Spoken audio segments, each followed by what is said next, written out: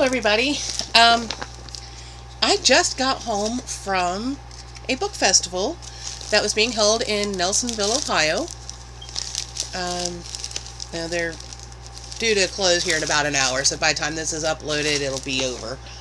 It was a one-day thing held at Stewart's Opera House in Nelsonville, which is near Athens, if you're looking for a general location. It's kind of between Athens and Columbus. And I got a bag of books. Lots and lots of good stuff. It was fun because we got to meet the authors and talk to them about what they wrote. And I found out about it through one of my former professors. And he and another professor had written several books together, and they were going to be at the thing. So when I got here, he says, I knew you, if anybody showed up, it would be you. And I'm like, yeah. So I got my hug from Jake Bapst. He has retired from teaching, but he still does the archive at Rio Grande.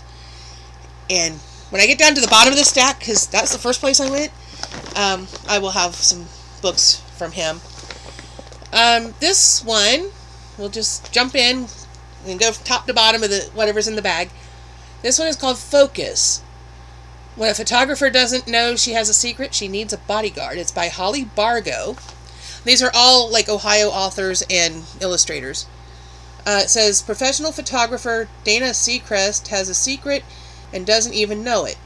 When she storms from her best friend's home on Christmas Eve, not the wisest decision she's ever made, security contractor Sam Galdikar follows her to save her from her own hot temper and impulsive action. Upon arriving home, Dana discovers her apartment has been ransacked. Then an attempt is made on her life. She doesn't know who's trying to kill her or why, but Sam is determined to protect the woman whose eyes don't need a camera to see the truth. It's from Hen House Publishing, and apparently was $11 because it's got a sticker on the back. Most of them didn't have stickers. It was just whatever's on the table. And she also gave me her business card. henhousepublishing@gmail.com, henhousepublishing.com. There's a phone number. She's Amazon and Kindle Unlimited. Fantasy, romance, and westerns. So I picked up a mystery. But here's her card. I don't know if you can read all of that, but there's her information if you're looking. She said she's got several others from what she had available.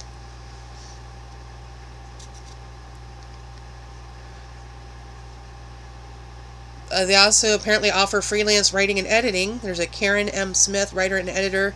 You need content, I'll write it. You have content, I'll improve it. So here's information for that on the back side of the other card. And then she gave me a bookmark. You're going to see a lot of bookmarks. A lot of them give bookmarks as freebies, and that's absolutely appropriate, right? And, of course, I got her to sign it. So there's that one.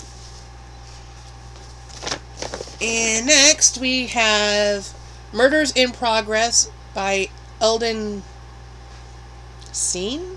Cene? C-E-N-E. I'm not sure how you pronounce it. Is this one signed?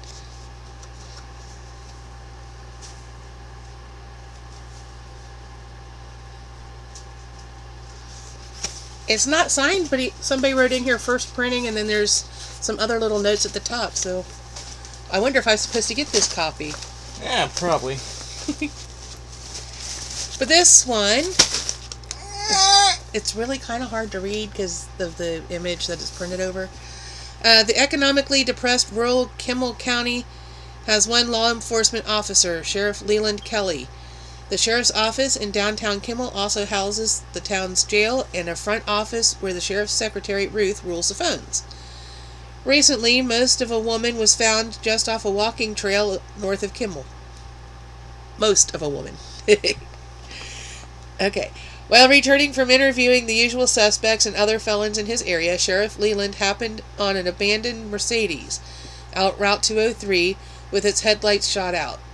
Checking it out, he followed a trail of discarded clothing and broken branches 30 yards into the woods and to the site of a second, especially brutal decapitation. Because the town's coroner/mayor/building and roads inspector/postman/cafe owner and/senior Rotarian, Pete, was currently on a 2-week stint of city business visiting Kimball's sister city of Fernley, just east of Reno, Nevada, Sheriff Leland breathed a sigh of relief and called the town's large animal veterinarian Merlin Travers instead. Published by Magic Bean Books.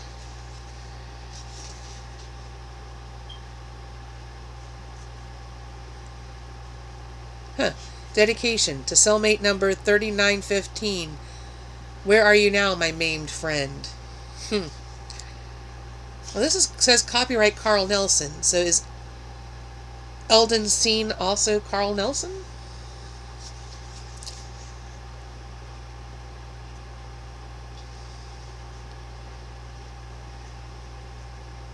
Currently available through Amazon. So if you're looking for it,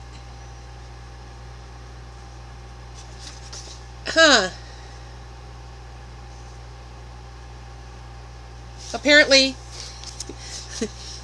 there's a chapter in between and they wrote it in. I wonder if I was supposed to get this copy.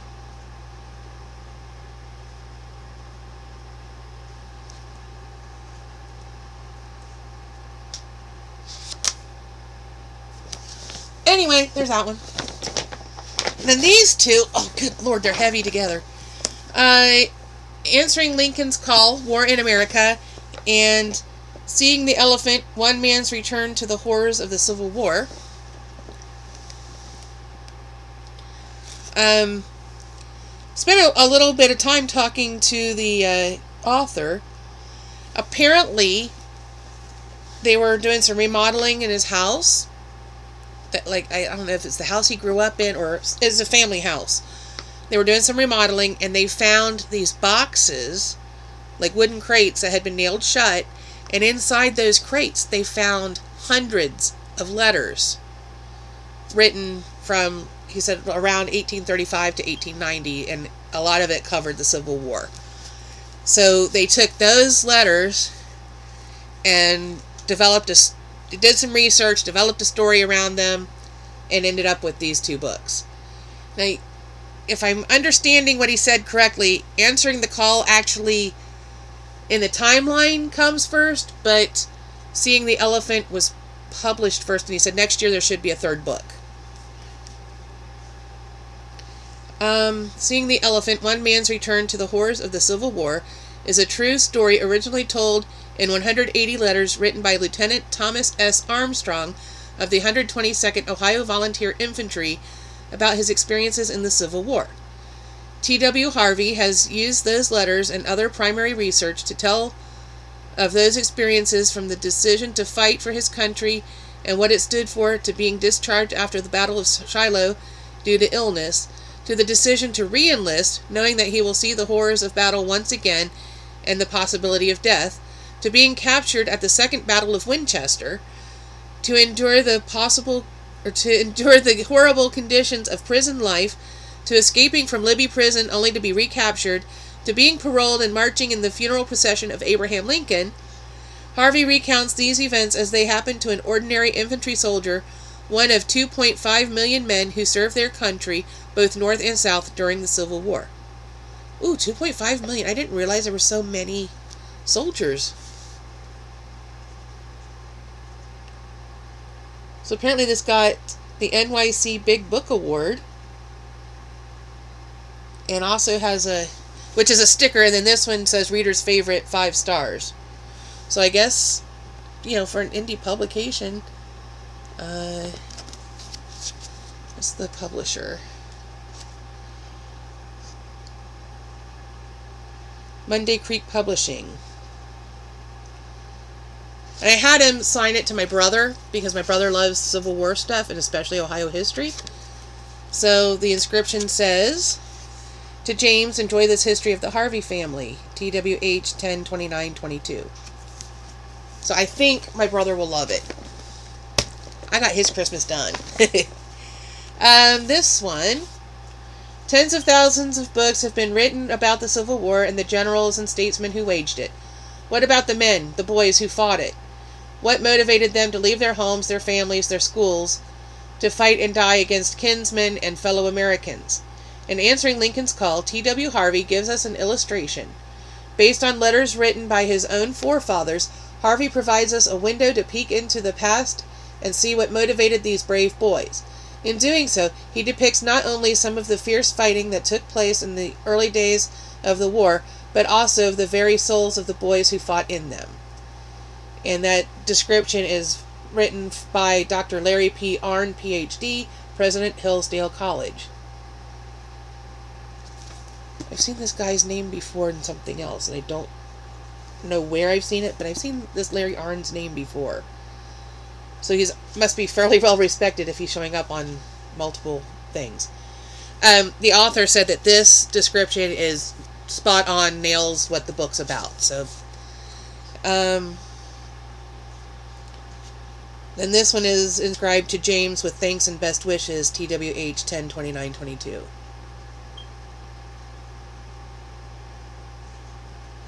It says in here, T.W. Harvey, award-winning author of Seeing the Elephant, One Man's Return to the Horrors of the Civil War. So, published first in the timeline, if that makes sense. So I think my brother will enjoy these, and I hope that they're talking about doing this festival again next year. I guess they did it last year, and I never heard about it. So hopefully, fingers crossed, we get to go. Okay, now this one is one that you may recognize the name. This is a fairly well-known author in the cozy mysteries, Alex Erickson. I picked up two. The Pomeranian Always Barks Twice, and Dial M for Maine Coon. Both published by Kensington, which is very well known for doing cozy mysteries. He also writes the Bookstore Cafe Mysteries, and I couldn't remember which ones I've read, or if I've read them, or if I've just seen them around. So I didn't pick any of those up. I picked up the two, but I have the little postcard that shows the covers. I did read this Christmas Cocoa Murder one down here at the bottom, but it's got two other authors in there with it. So there's 3 novellas in one. But it's got the reading order on the back. So Death by Coffee, Death by Tea, Death by Pumpkin Spice, Death by Vanilla Latte, Death by Eggnog, Death by Espresso, Death by Cafe Mocha, Death by Hot Chocolate, which is in that compilation one, and Death by French Roast, which just came out, he said. I was tempted to pick it up, but not knowing what I already have read, I didn't want to pick up one randomly that's 7 or 8 books in. And I also picked up it was a freebie thing. Apparently Kensington has a new imprint called Kensington Cozies. And this is a little booklet that's got the information about Kensington and the Cozy imprint, and hardcover new releases. Some of these I've already read. So this is the 2022 list. Easter Bonnet Murder I haven't read yet, but I read that series. That's Leslie Meyer. It's the Lucy Stone series. Caramel Pecan Roll Murder, Joanne Fluke, her Hannah Swenson series. Read that one.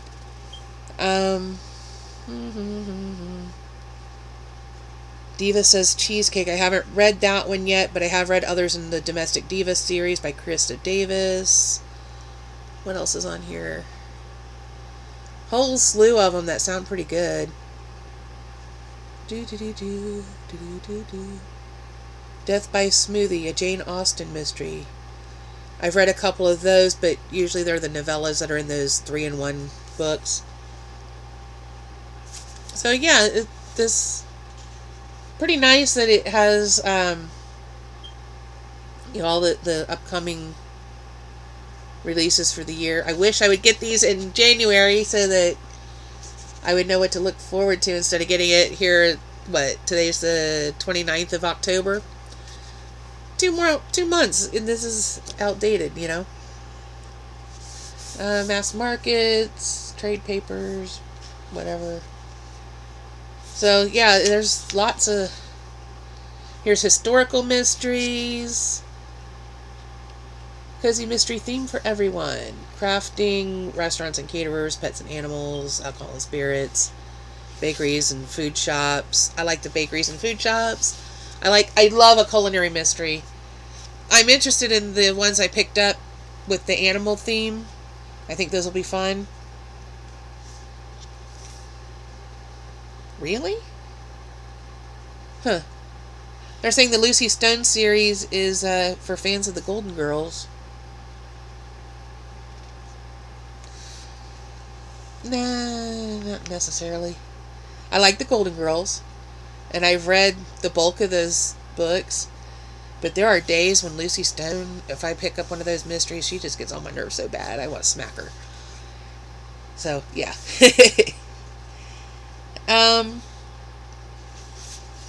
Yeah, this is pretty nice, and they've got, divided up where the authors are from, which is pretty cool. I find it interesting that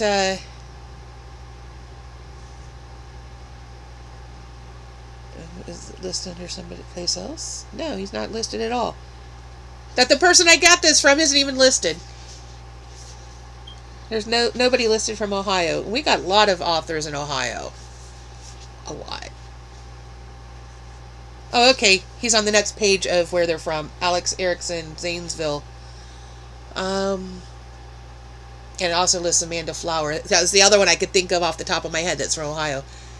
She writes the Amish candy shop ones, and a lot of hers are based on Amish. And she's from Talmadge, which is north, and there's a lot of Amish area up there. Zanesville is the former capital of Ohio. Zanesville, it's also, if you're familiar with the author Zane Grey, he's from that area. It's it's farther north, not quite as far north as Dayton. Might be parallel with Dayton. No, I think it's more parallel with Chillicothe. You go through Chillicothe to get to Dayton. Anyway, doesn't matter. I'm not going to the guy's house, right? This one is called The Wishing Box. Oh, and yeah, in case you are wondering, these are signed as well. If I can find the right page. Amy, keep reading.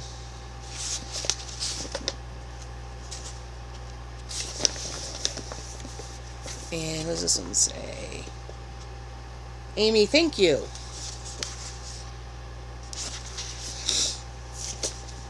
So there's those. Okay, this one's called The Wishing Box. Be careful what you wish for. And this is by the Fairfield County Creative Writers Co-op. Fairfield County, I want to say, is southern part of the state. Not Cincinnati, but along that, I think it's like the next county over, maybe. I don't know. This one's not signed because they only had one guy at the table, But this is a short story book based on the idea of the story of the monkey's paw, where be careful what you wish for. Only they're using a wish box, and each author writes a story based on that theme. So I think that'll be pretty interesting. And the way my reading is now, I better start liking short stories because I don't get a lot of time to read. At the same table, I picked up Connor Gepp and the Harrow Project by Mike Gear. Ghere, Gear. But this one's not signed either. I should have asked, but I didn't think of it. This is sort of a sci-fi western. It says Stranded. Connor has been stowing away for years, hopping from spaceport to spaceport, but he's never been caught. Until now. You'd think the crew would be happy he saved the ship from certain doom, but they dropped him on Providence, a dusty backwater rock in the middle of nowhere, with a busted radio and no ship due for the better part of a year. They might as well have tossed him out the airlock. Now he's a stranger in town with nowhere to hide, and he has never been great at making friends. The mayor gives him a job, Miss Francine rents him a room, and Mudflap and Sarah show him the ropes. Unfortunately, Connor has a distinct knack for ticking people off, and it doesn't take long for him to open his mouth and ruin it all. I might have to go get a drink here in a minute. On his own, with only his trusty blasters and a clue to the location of a mysterious Project Harrow, Connor sets out to find it, somewhere out in the Badlands, and things go from bad to worse.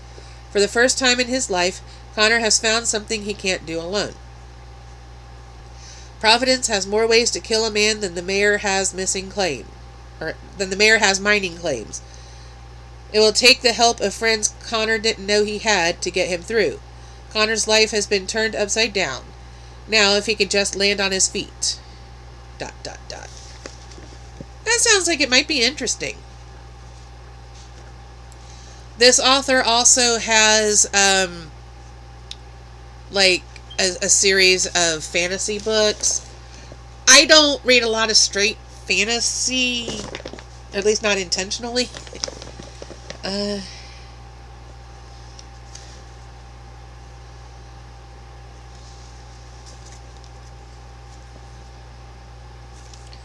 Oh, I forgot to go back and get that one. Oh well. I can always order it later.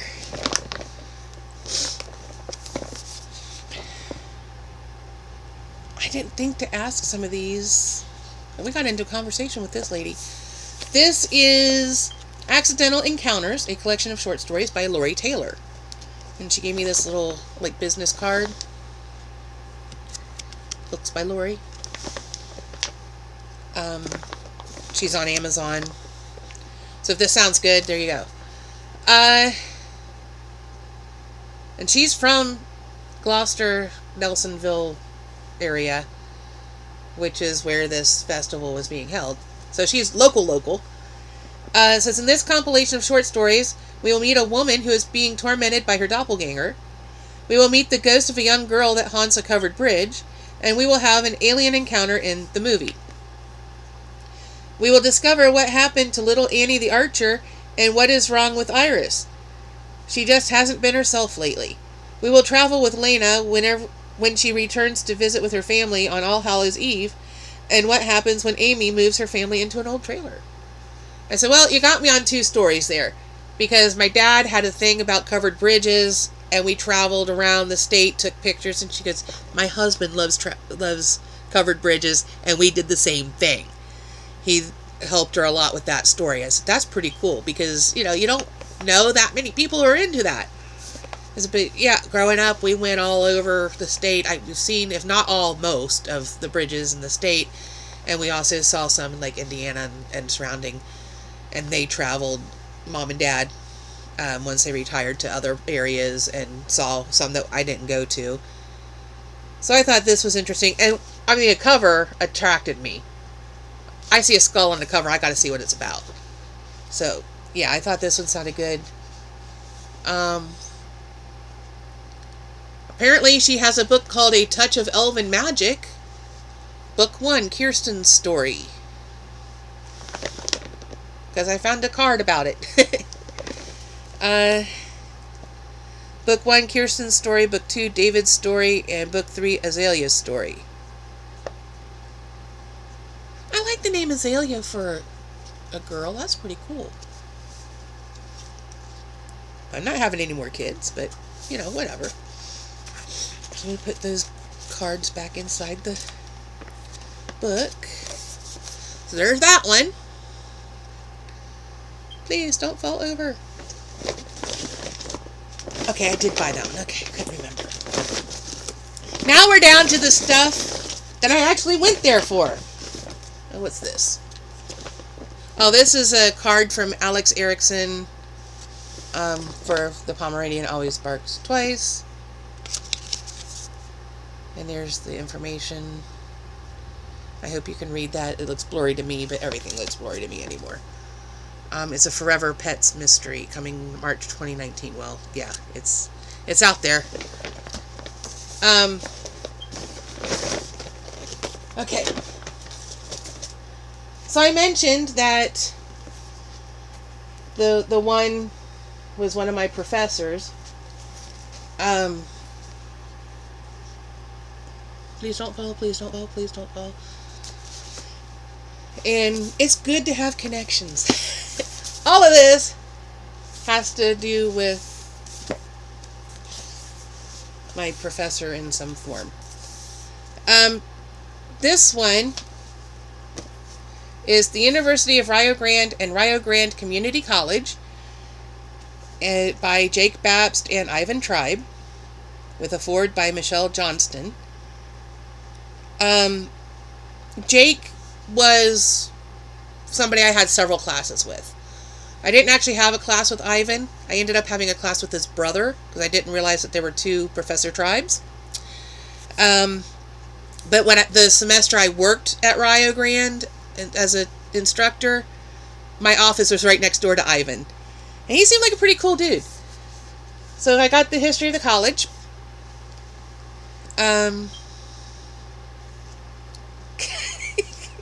Jake, you're crazy. Okay. So all I did was walk up to the table and he gave me a free book. And it says, Best Wishes, Go Rio, Jake Babst. And then over here he says, To Amy, thanks for coming, Jake, 10/29/22. So that's special, you know? I loved my classes with him. He made stuff fun. I was scared to death to take speech, and he was the speech instructor that I had. We had so much fun in that class.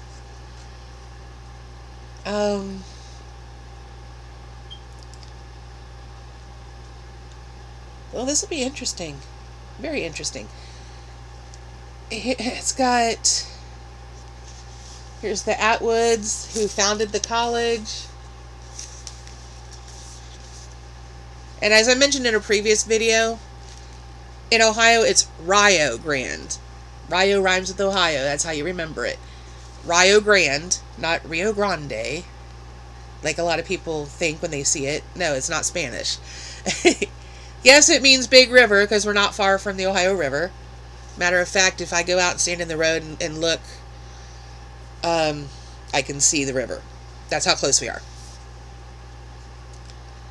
Rio Grande is farther inland.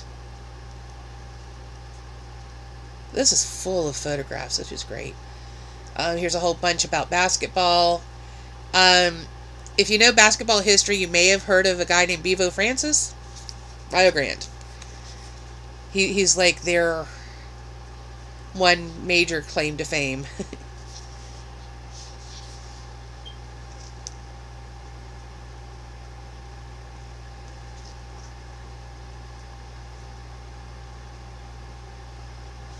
Oh my god, I know a lot of these guys.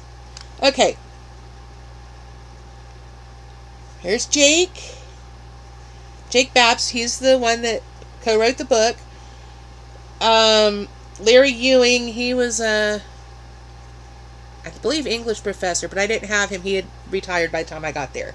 Jack Hart, he looks so young in this picture. I just saw him recently at the grocery store, like maybe 2 weeks ago. Jack Hart is an English professor. He just retired. I guess they're restructuring stuff, and he was like, yeah, it's time. But I had him for several classes. Earl Thomas, dressed as Abraham Lincoln. I had him for a couple comm classes. Brad Krings, I don't know him, and Merlin Ross, I don't know him. But this picture, I know most of the people in it. That's pretty cool.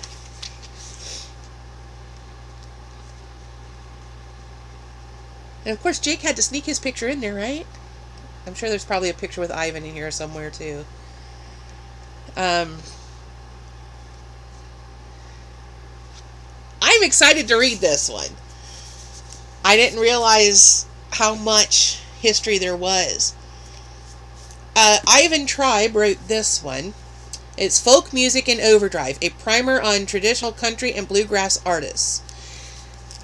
My understanding is this is a collection of articles that he wrote for various magazines about like bluegrass music and things. I don't really know that much about bluegrass music. But I thought, it's worth taking a look. And Jake assures me that the writing is really good. That, but it's not a sit down and read it straight through kind of book. It's a pick an article, read it, come back to it later kind of a book. So I thought, I'll go ahead and pick this up because the topic is interesting to me. And then I'm going to save the one I'm really, really excited for last. This is Buckeye Hill Country, a journal of regional history. 125th anniversary for Rio Grande, University of Rio Grande Community College, blah, blah, blah, blah, blah. Spring 2001. And in particular, he wanted me to focus on a story or an article that he wrote, Here's to Old Rio, Tales of a Happily Misspent Youth by Jake Babst. And this is about him. He says, you're going to learn things you didn't want to know. I'm like, okay, good to know. And he gave me a nice bookmark. So, definitely looking forward to that article.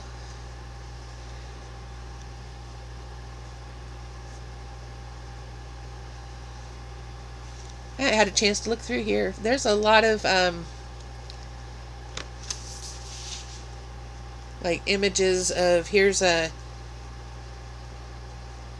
thing about the 125th anniversary of the university, Reflections of Rio Grande, yesterday, today, and tomorrow. Whatever it was $5 a person to get in. And the proceeds go to the Grand Corral. Faculty from, let's see, the listing of Rio Grande faculty from about 1929.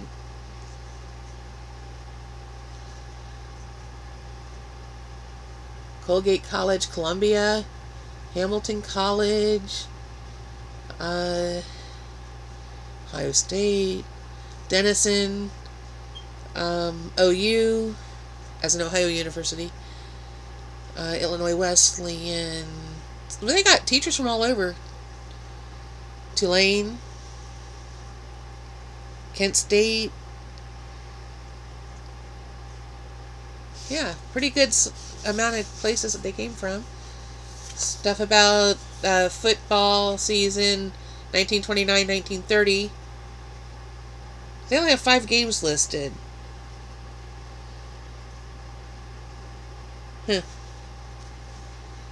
When basketball became the thing that Rio is known for.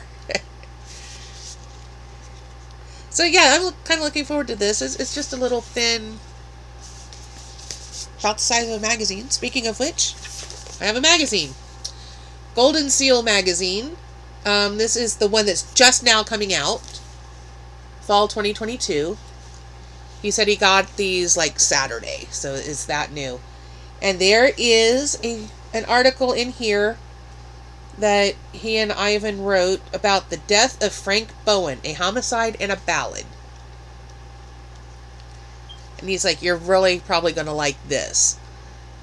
And I was like, okay. And he was telling me about how this guy had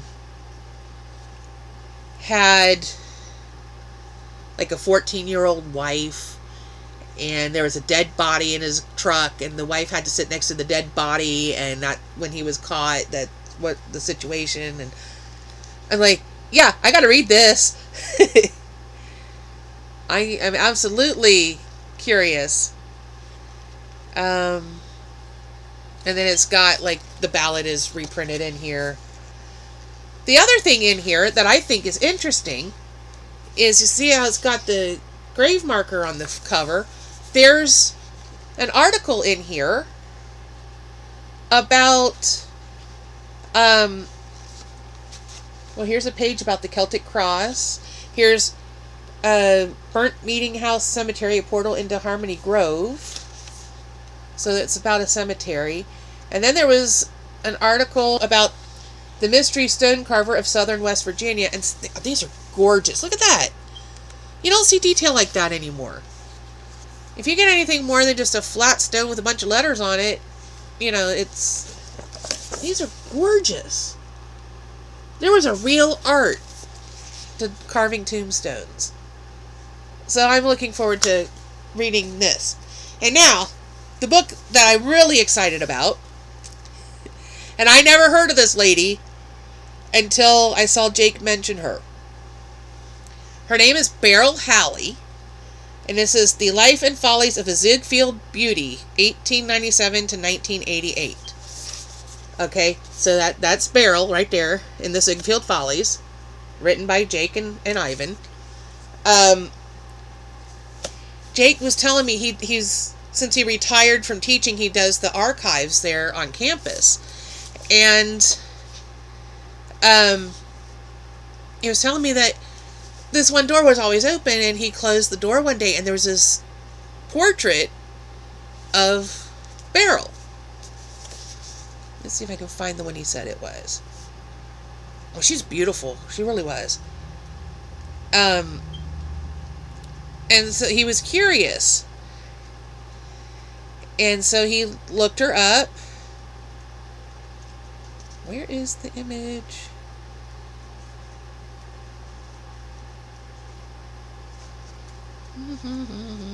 I would show you if I could find it.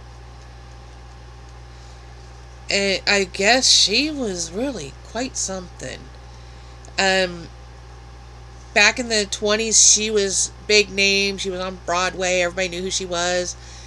I guess at some point, he was telling me that, you know, stuff was going on, and she ended up kidnapping her own son, and, like, the police were after her, and just all this crazy stuff. And I'm like, it sounds more like an adventure story than just a, you know, biography of a woman who happened to be a Ziegfeld girl.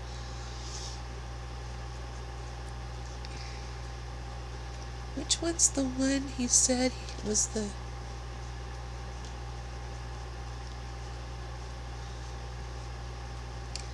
Anyway, I guess her family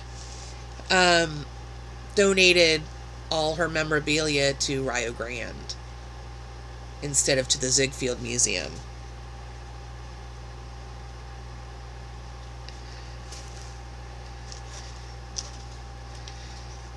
Maybe it's this picture. I don't remember. But look how beautiful she was. She was lovely. I am really intrigued. And of course, Jake signed it. Amy, enjoy the book. Jake Babs, 10/29/22.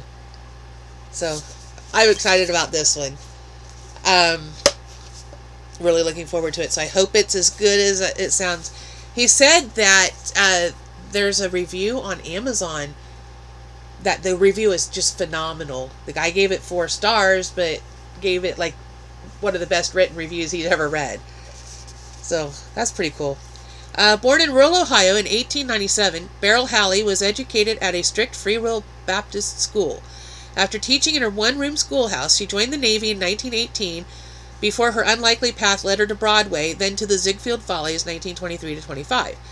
She also appeared in Earl Carroll's Vanities and other reviews, as well as in films, and had a widely publicized brush with the law over alleged nudity in 1926. She retired from show business in 1930, married an insurance executive, and had a family. She later reappeared in the public eye as an officer in the Ziegfeld Girls Club. Making her home in Houston in the 1950s, she worked as legal secretary. Her death at age 90 was unpublicized. Her story is told here for the first time. So, she just sounds like a very interesting character. So let's see if I can gather all of this. I don't know if I can make a stack and hold it all or not. That bag was getting really heavy.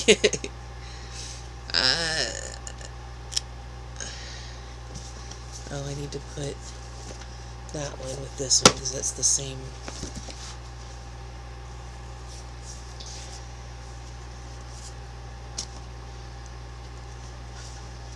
Oh, these two are super heavy. Okay. And there's that. And that. And all these little... Okay. So there's my haul. I spent a small fortune today. But I don't get to buy books very often, and getting to meet the authors and get most of this stuff signed was pretty cool. And getting to talk to them and find out, where the stuff came from.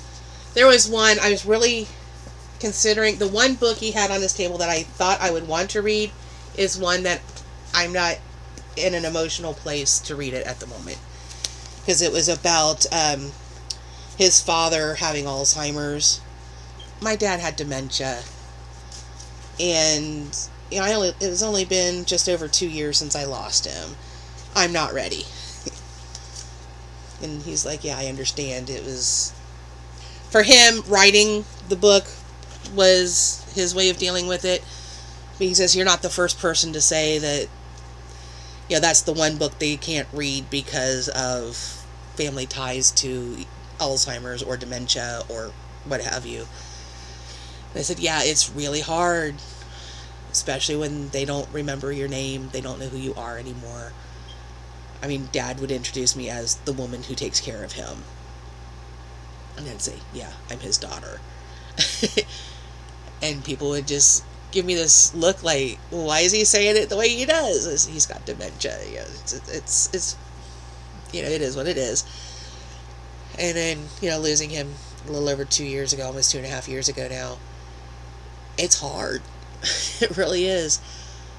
And, I read that little novella by Frederick Backman, the same guy who wrote A Man Called Uva.